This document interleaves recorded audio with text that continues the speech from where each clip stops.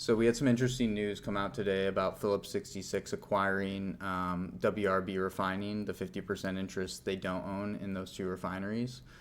So they will now own 100% interest in the refineries in Borger and Wood River, Illinois.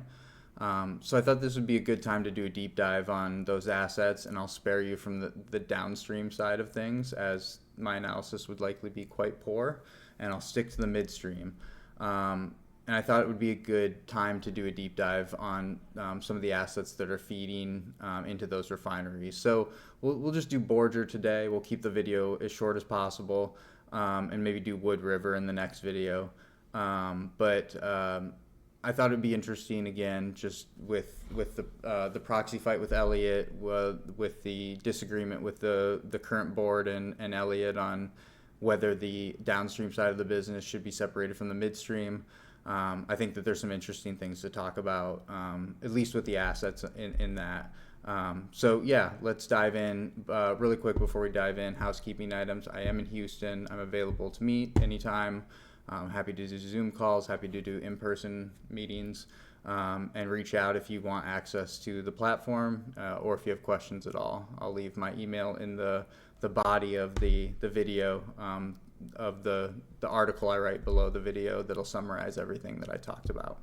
Okay, just a quick lay of the land here. The gray dots here are refineries. These can be toggled on and off by clicking this R button on the tool. But the refineries in question here are the Borger Refinery, which is in the panhandle of Texas here, and the Wood River Refinery in Illinois here. So Wood River's 356,000 barrels a day. Borger's 149,000 barrels a day. We're going to talk about Borger today. And again, Phillips 66 previously owned 50% of these refineries. They're now buying the 50% interest they didn't own from Cenovus, so they'll wholly own both of these refineries now. What's interesting about Borger, and we'll talk about it, is really kind of gets oil from really just two sources. And let's bring up the main sources here. So this is kind of what I refer to as their Borger super system. And this is a combination of line O, which is, it historically took crude oil from Cushing over to the Borger refinery here. And then this is two lines, and they run parallel, so it looks like one line on the platform, but this is two lines. So this would be line WA and line 80, which are moving barrels from the Permian up into Borger. So really you have two major sources of crude oil where you can get it from. The large storage hub here at Cushing, which has a variety of crudes you can pick from. And then the Permian, which is known for light oil, and we'll get into, maybe they were likely probably pulling some medium grade crude oil from this area, and we'll get into that. Quickly, let's start with what the flows look like. So I would say the pull from the Permian is, at least historically, has been the main line and the main way that they got their oil. So if we just pull up the flow point here, click on flows, you can see the combined capacity of these two lines, and this is two lines we've combined into one, is about 144,000 barrels a day. They did fill that line up when the Permian was constrained, super constrained in 2018 and early 2019. But those flows have come off over time. But I would say pre-2022, they were flowing pretty regularly around 120 to 130,000 barrels a day, sometimes more. And remember, the refinery capacity is 149,000 barrels a day. So the vast majority of the oil was coming from the Permian. A few things I think are interesting about what kind of oil they were pulling from here. I think a lot of people, when they think about the Permian, and rightly so, think of it as light oil. And it is mostly light oil, especially the new stuff. But if we switch over to this graphic from our friends at RBN Energy, you can see the different API gravities in the Permian and in West Texas area. And just to orient people to what you're seeing here, the higher API gravity, so 50 plus, that's lighter oil. The lower the API gravity, the heavier the oil is. So as you can see in the Delaware Basin, you have a ton of really light oil over here. There's certainly some lighter oil in the Midland Basin as well. But where that pipeline, the pipeline I just had on the map, and we'll switch back to here in a minute, and I'll crudely draw it here, it's moving oil this way. So it's picking up oil at kind of these points all along the way here, which we'll dive into. But this is medium grade crude oil. It appears based on this graphic. So kind of interesting that I suspect they get some light oil too, but a lot of medium grade oil is probably being pulled up that pipeline. And that's probably a lot of what that refinery is using. Clear that out. If we wanted to dive a little bit deeper, we can just take a look at like further up that line, like what they're actually receiving at each of these points, which could be interesting. So Sentinel, which is Phillips 66 marketing arm, probably doing trucking here. These are trucked volumes coming into this point, the PEP point. So 2,000 barrels a day there. Whiteface, again, Sentinel's trucking arm is feeding this point. So you have Phillips 66 integration the whole way from where they're taking, it appears, oil from the wellhead via trucks, loading it onto their pipeline and moving it up to Borger. We'll click on a couple others just to take a look. Pulling some barrels, at least historically, off of Centurion at this point, at this slaughter point. So yeah, you have, again, just to reiterate, back in time, 100,000, 120,000 barrels a day, recently lower, and we'll get to why that is. Let's switch over to line O.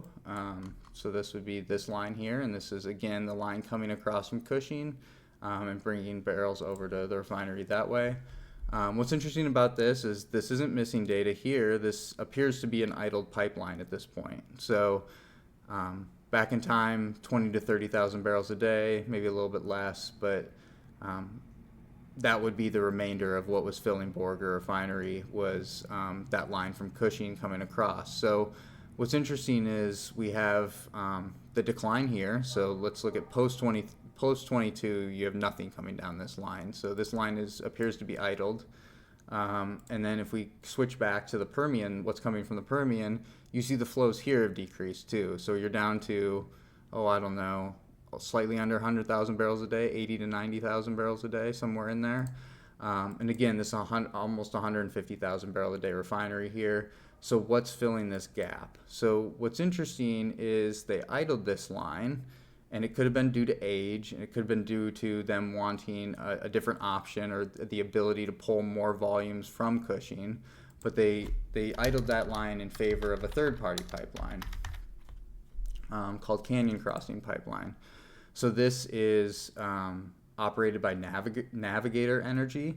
You may remember them. They bought the Glass Mountain system, so I'll just toggle that on and off really quick so you can see what that looks like on here.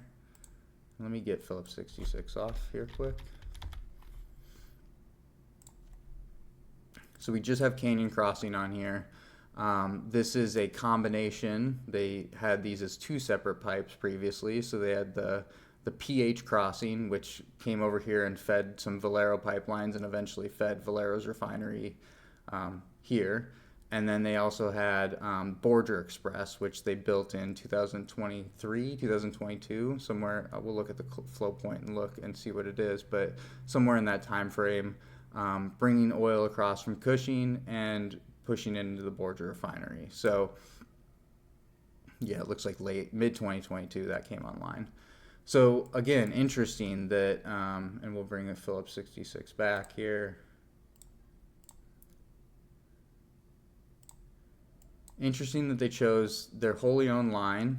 They chose to idle that pipeline in favor of a third-party pipeline where they're actually having to pay fees to a third party for capacity on this. So I found that interesting. But you have to remember that other line could have been old. That other line had a low capacity. So if you look at the capacity of the line, it's only 37,000 barrels a day. They're now pulling quite a bit more off Canyon Crossing, somewhere around 60,000 barrels a day. This is missing data. So we're still waiting on data for some of the quarters here. But it looks like they have, and based on tariff language, probably a 60,000 barrel a day commitment. It's a 10-year commitment on this pipeline. I can't say for sure it's 60,000, but based on some of the wording and some of the flows here, it leads me to believe it's 60,000 barrels a day. And the other special thing about this pipeline is it appears to let them move heavy barrels. So this was probably one of the reasons that they agreed to do this, was it's a bigger line and it allows them to move heavy barrels. The tariff allows them to move barrels down to 18.5 API gravity. So they're probably moving some heavy barrels from Cushing over to the refinery on this. And just so everyone knows, heavy barrels typically are discounted barrels. So it may have made sense for them to sign up for this pipeline and pay what they're paying, which is a little over $1 somewhere in there for capacity on this. We can actually just look. So for 60,000 barrels a day, they're paying about $1.35 on this pipeline.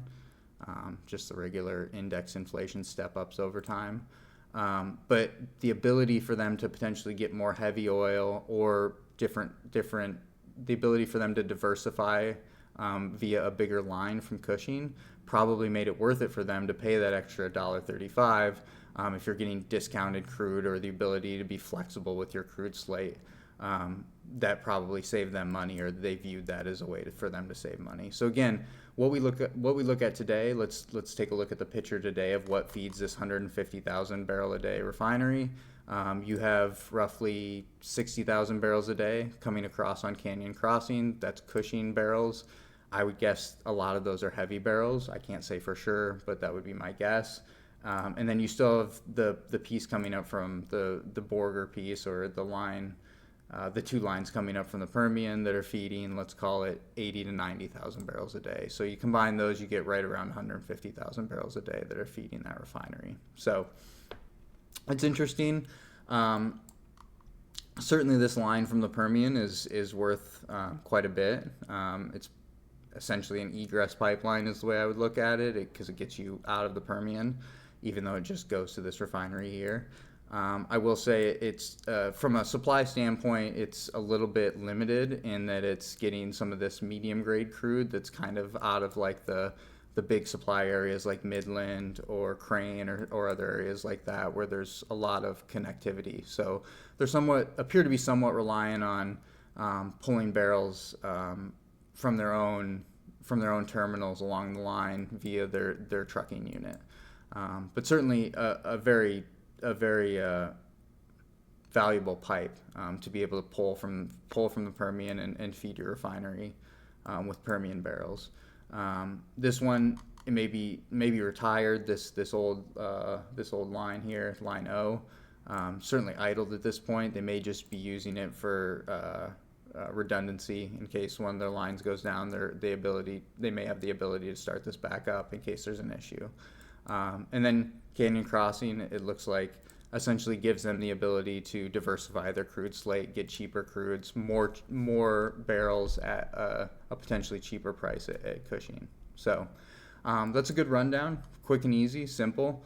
Two pipelines really feed this. That's really it. They may get some local truck that are coming into the Borger terminal here. So there's a pretty big tank farm here that they're probably getting barrels from via trucks coming in. So yeah, quick and easy. I hope you enjoyed the video, and I'll do one on Wood River in the next few days.